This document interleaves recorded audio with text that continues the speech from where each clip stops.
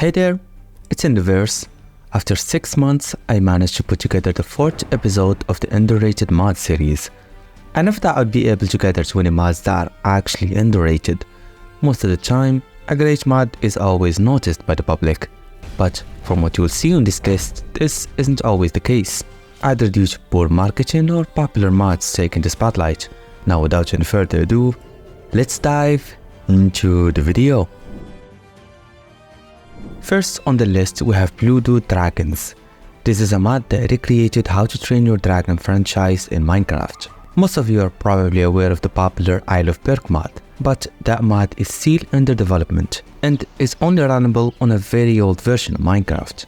This mod, however, will present a very gratifying How to Train Your Dragon experience in the latest version of the game and for Fabric and Forge, making it a project runnable by the majority of your friends.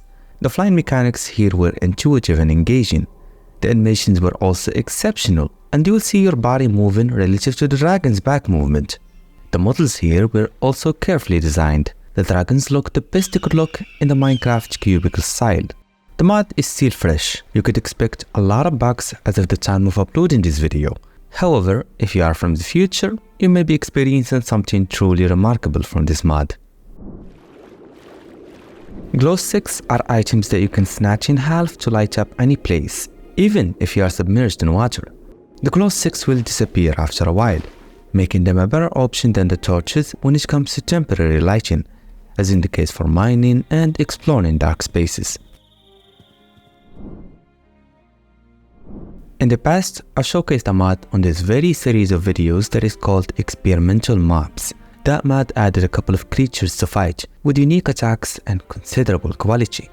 Experimental Bosses is another mod by the same author which expanded upon it, reworking some of the mobs as well as adding full-blown bosses. The new bosses had devastating attacks that are near impossible to dodge. They are also superior in both strength and technique. To top it off, they undergo second phases as their health is below half, receiving buffs to both speed and power. The author managed to maintain and actually improve the quality of the mod.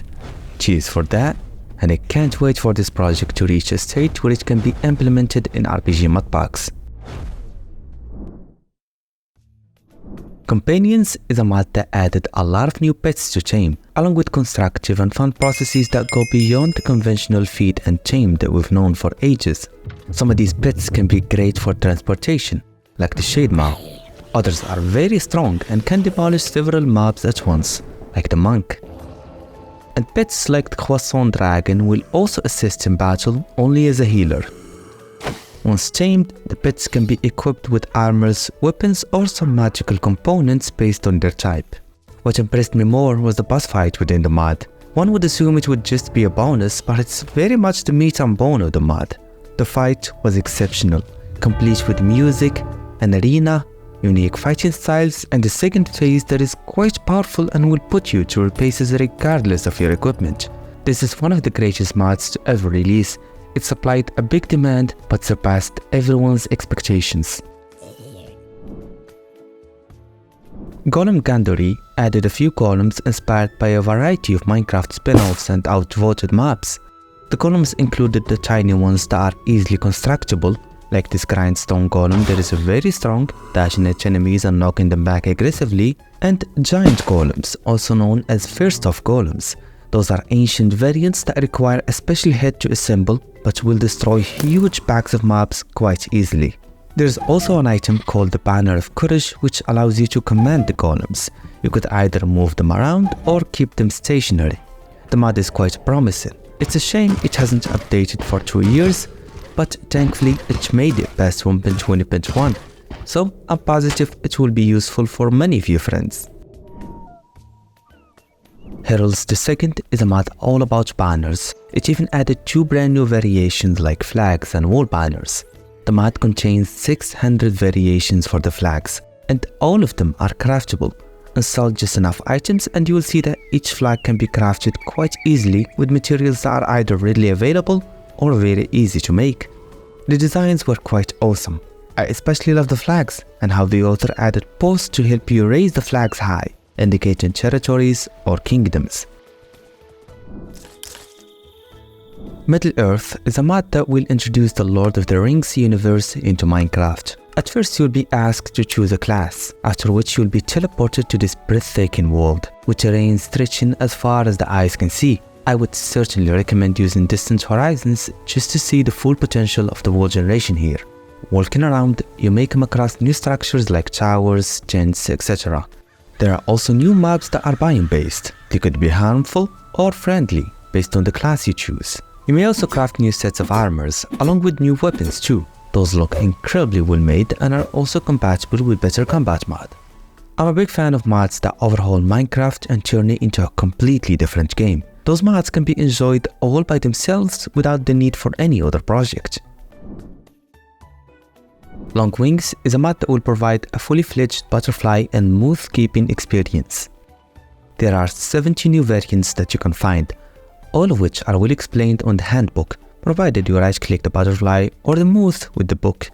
The mod included tools and items that will help you find, capture, and eventually breed and raise said insects. There are even blocks that can create enclosures for the butterflies and the moths, along with feeding blocks too. Being around these blissful insects, you can obtain new effects. Grace of the butterflies allows you to jump very high, and the seed sniffer effect will allow you to dig out flower seeds. Both requires you to be around 10 or more moths or butterflies and to drink a bowl of sugar water. This is an awesome mod, especially for players who already enjoy beekeeping in the vanilla game. This mod adds a new enchantment called Dashing. As the name implies, you can dash forward by sneaking mid-air all the while sprinting. This ability requires you to have at least 7 points of saturation, and will make you hungry each time you perform it, so it's not necessarily overpowered. I highly recommend that you enable toggle sprinting. This way you can guarantee the dash each and every time. This new enchantment, albeit rare, is well worth it, as it can be a lifesaver in tough situations or when you want to travel quickly on foot. Untagged Mobs is a work-in-progress mod that adds odd, cursed, but high-quality content to Minecraft. The most notable part about the mod were the mobs. There are 2 in total. There's the Sweeper, a mechanical creeper that has a machine gun attached to its head, and the non-player entity, a neutral mob with untagged textures and a unique attacking style. I was also fascinated by this computer. It will trade coins and random loot with you if you give it compact discs. The theme of the mod is refreshing and original, although the project is still in the development. Many features are unfinished and few bugs can be noticed, so I would recommend following the author in CraftSense for any future updates. This mod will supply builders with all the tools necessary to build effortlessly and effectively as well. My favorite tool within the mod is the trowel. With it you can randomize block placement, perfect for shading structures or making paths. The magnet is a tool that will naturally attract any items nearby, great for harvesting raw materials. And the final example I'll show you is the tape measure. This tool will help you get the exact size of any structure. There are a lot more features to discover, all focused on the same purpose, so I would not miss it if I were a builder of any kind. Another mod that offers content from different games is Dota 2, named after the same game. This mod included many tools, weapons, and characters from said game. I was especially fond of the characters. Their models were quite realistic. They had facial expressions as well as breathing animations too. During battle you will enjoy a colorful and spectacular watch, as the characters are quite flexible in their attacks and some of them can cast magical spells. I haven't played the game Dota 2 myself, so I can't say for sure whether there is more content to be added or did the author cover everything. Comment it down below if you are a Dota 2 player.